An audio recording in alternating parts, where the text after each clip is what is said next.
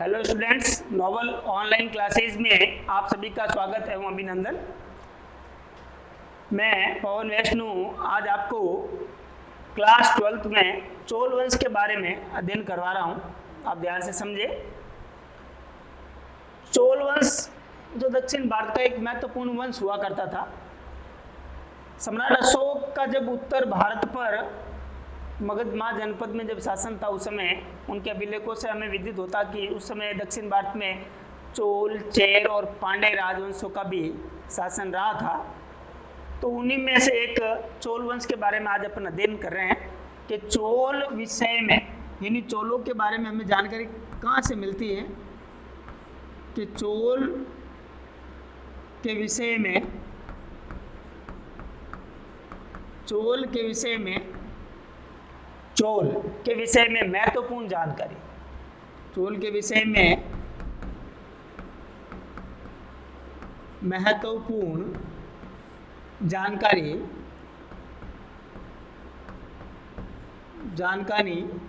पाणिनिकृत,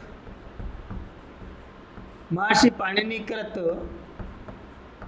अष्टाध्यायी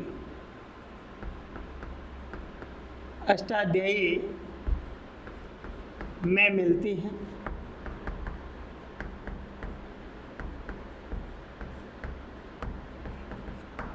चोल वंश के विषय में जो जानकारी है वो महत्वपूर्ण जानकारी पाणिनि कृत एक ग्रंथ है अष्टाध्यायी, जिसमें 8 अध्याय हैं, 32 पाद है, प्रत्येक चरण में 4 पाद है, तो 8 और 32 पाद टोटल इसके अंदर है, जिसके अंदर हमें ये महत्वपूर्ण जानकारी मिलती है। अन्य स्रोत में जैसे अन्य जानकारी के स्रोत भी आप देख लीजिए। अन्य जानकारी स्रोत देखिए आप,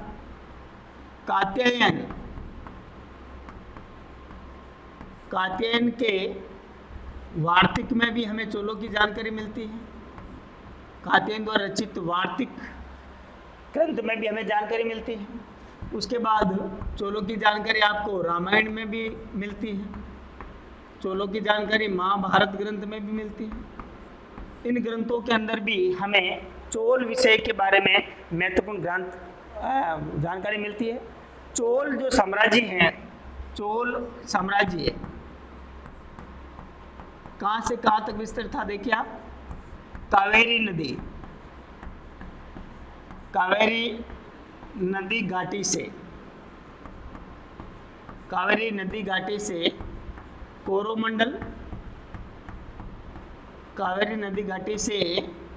कोरोमंडल, उसके बाद तंजौर तक, कावेरी नदी घाटी से कोरोमंडल और तंजौर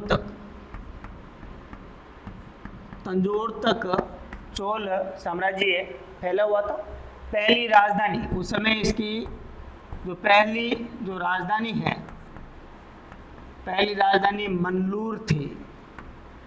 चोलों की प्रारंभिक राजधानी मल्लूर, कहाँ पर थी? मल्लूर। चोलों की प्रारंभिक राजधानी मल्लूर थी। उसके बाद चोलों का जो राजकीय चिन्ह है वो क्या था? राजकीय चिन्ह जैसे मौर्य वंश का राजकीय चिन्ह मयूर, गुप्त वंश का राजकीय चिन्ह गरुड़, उसी प्रकार चोलों का राजकीय चिन्ह था बाघ। चोलों का राजकीय चिन्ह क्या था? बाघ। अब हम प्रमुख चोल शासकों की अपन बात करते हैं। प्रमुख शासक पहले अपन लेते हैं एक महत्वपूर्ण उरूप हरे इलन जेत चेनी। पहला नंबर 1 उरूप हरे इलन जेत चेनी के बारे में।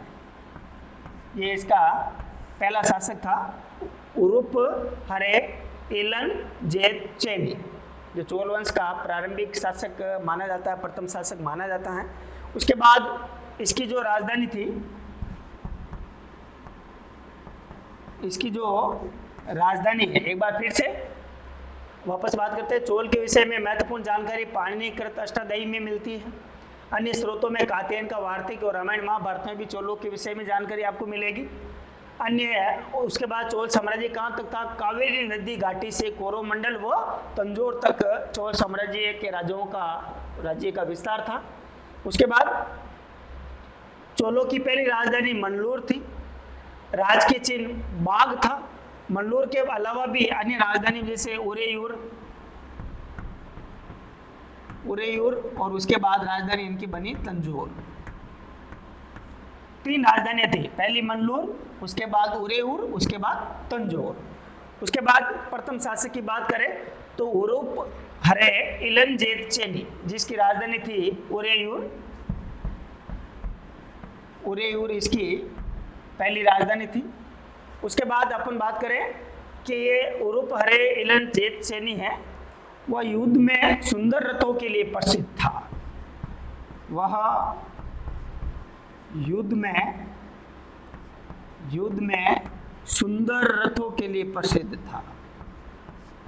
सुंदर रथों के लिए प्रसिद्ध था, के लिए ये प्रसिद्ध माना गया है। उसके बाद दूसरा शासक था करिकाल। चोलों में दूसरा करिकाल। प्रारंभिक शासकों में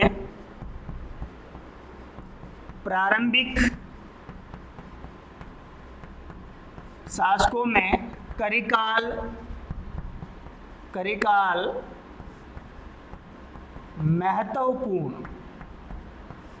महत्वपूर्ण शासक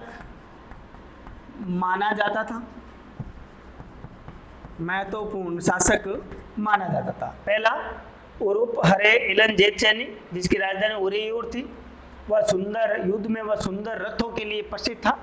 उसके बाद करिकाल, प्रारंभिक शासकों में करिकाल महत्वपूर्ण शासक माना जाता था।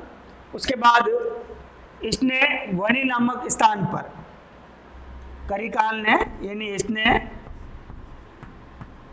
वणी नामक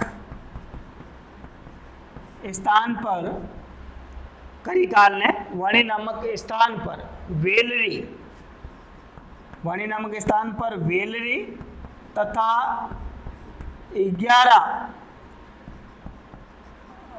राजाओं के संघ को हराया। 11 राजाओं के संघ को इसने शासकों को 11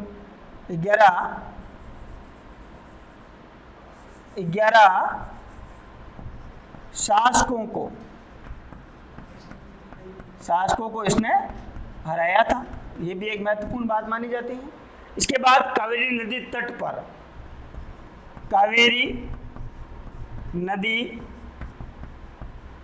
पर पुगार नामक एक शहर बसाया था। पुगार नामक एक नगर